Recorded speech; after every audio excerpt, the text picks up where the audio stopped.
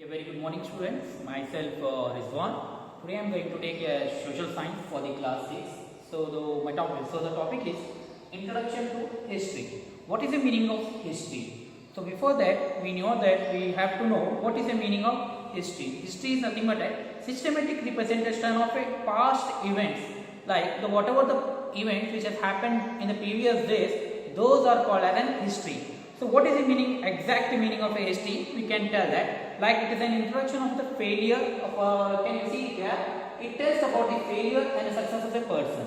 What is the meaning of history? History is nothing but past event which has happened in the past days, like previous days. That is nothing but it tells about the failure as well as success of any person or an individual. If a history does not mean like if I am telling a story like once upon a time there was a king in the palace, he fought and won the war. This is not an history. History means it should be a statically data should be there, like mention the date, time and location as well as location. That is nothing but a history. In order to have an history, we should need a data, that is nothing but a time, date and location. That is nothing but a history. For example, Ashoka was a ruler who ruled the Pataliputra in the year 261 BCE and fought and won the Kalinga war. That is nothing but a history. We have mentioned about the time, date and location. This is a history. If we tell without time, date and duration, that is nothing but a story. Story is different, history is different. So let us come about the why we need history, why we require history. Like we want history because to recollect memory, recollection and retention. For example, whenever the lights go off, you burn the candle, right? Candle is there. If you put a finger on the candle, what happens? It burns. It burns. Like you have burns. Again, you won't repeat for the next time. You cannot repeat for the next time. Why? Because it has already stored in our memory that whenever you are putting the finger in front of a candle, what happens? It burns. Burning session will be there. So memory stored. Retention. What happens? Next is recollection. What happens whenever you are putting in the finger, you will recollect that there is a. If I put that finger in a candle, there will be a recollection. So we will be not putting again our finger in the candle. Retention. We will be retain, like whenever we happens like putting in a finger, we will be retaining, like we will remember, like memory is remembering the things. Similarly, a history cannot be directly get. It should be have a memory. So in order to, memory is for the human to survive. So we require memory. For example, if a human don't have any memory, so he cannot memorize the thing and he cannot survive in the world. He cannot move in the future. Similarly, in case of history, for the world to retain and world to go further, we need to remember the history for the society. This history is important for the society in order to find the culture, habits, then to know about the old languages, we need history.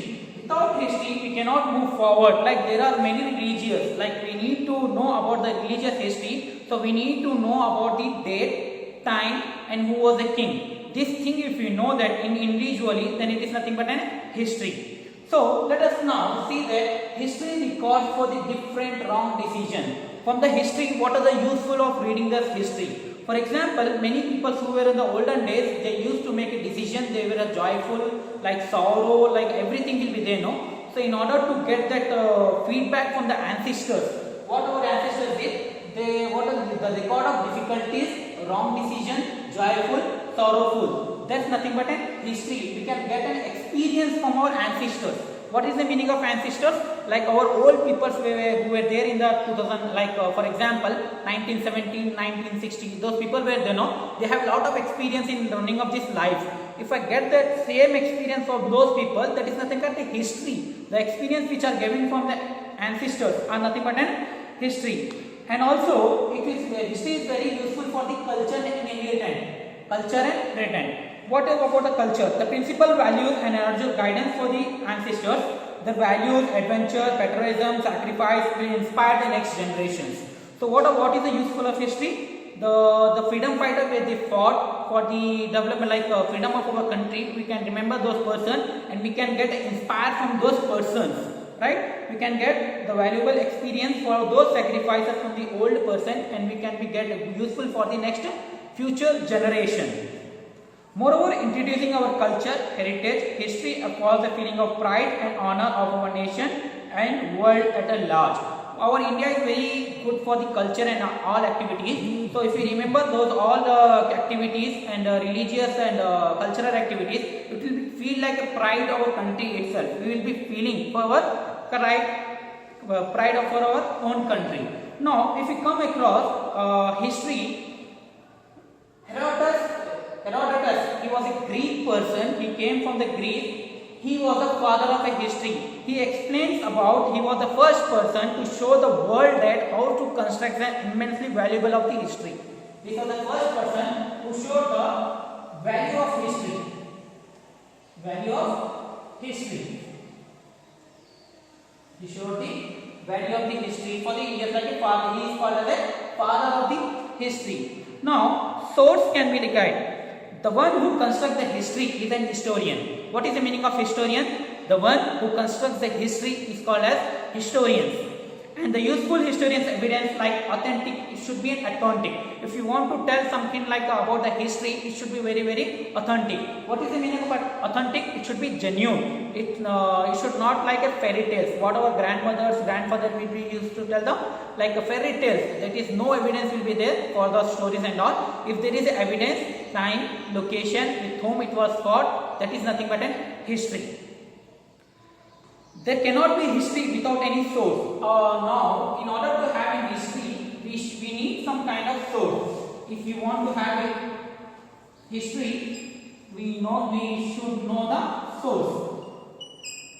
If you want to have a history, we should know the source, evidence, everything should be there. If without the evidence, if you are telling that is nothing but a story. With evidence, with proof, we are telling that is nothing but a history.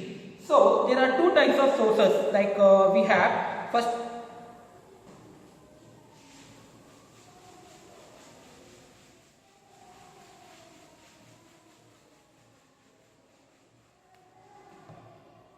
So, first one, the sources, there are two types.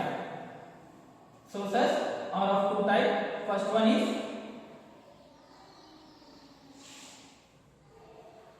literary sources.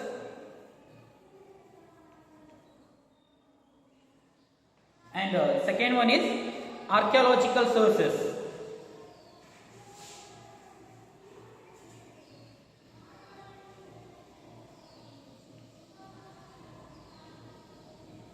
Archaeological sources.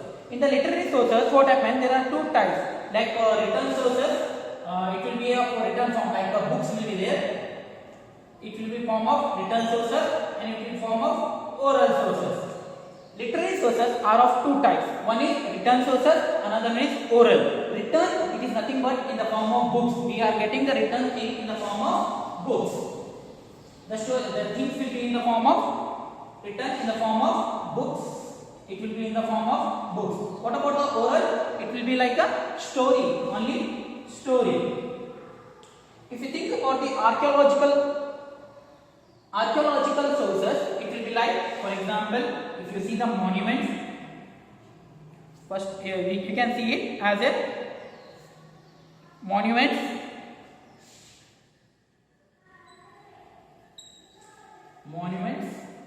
The next, like old pots will be there. Next, we can have coins, etc. Like in the literary survey, sources we have seen that there are two types, written and oral. Written in the form of books, oral it is in the form of story. And what about the archaeological sources? Archaeological sources is nothing but whenever you visit to the Gol Gumbaz, like ancient created domes and all, that is nothing but an evidence. It is an evidence. Monument is nothing but it is an evidence for the history of an occurrence. Old pots. Whenever you are going to dig the mud and all, we will be getting the old pots, like old pots will be getting from the earth. So that is nothing but they will be selling, no, we got a treasure and all. That is nothing but an old monument which is digged in the earth crust, like it is dig in the earth crust. That is nothing but also history, archaeological sources. Coins. They are used to, in olden days, we used to have a coin, small coin, depending upon the kingdom and the ruler who are working like in own kingdom. They used to create their own coins. They used to make the own coins for his own kingdom. Through that we can find out, like what is the source. I say the history can be found out by literary source or archaeological source. It can be found out through written. If we have written data, then we can find out the history. If you have a oral, if someone tells about the history of oral, we can find out the history. Archaeological sources we can find out by seeing the monuments, old pots, coins, etc. The similar things we can find out the history. So in this chapter we have seen about this why we need history, what are the types of, like how to get the history, what are the importance of history, and how to find out that from the history.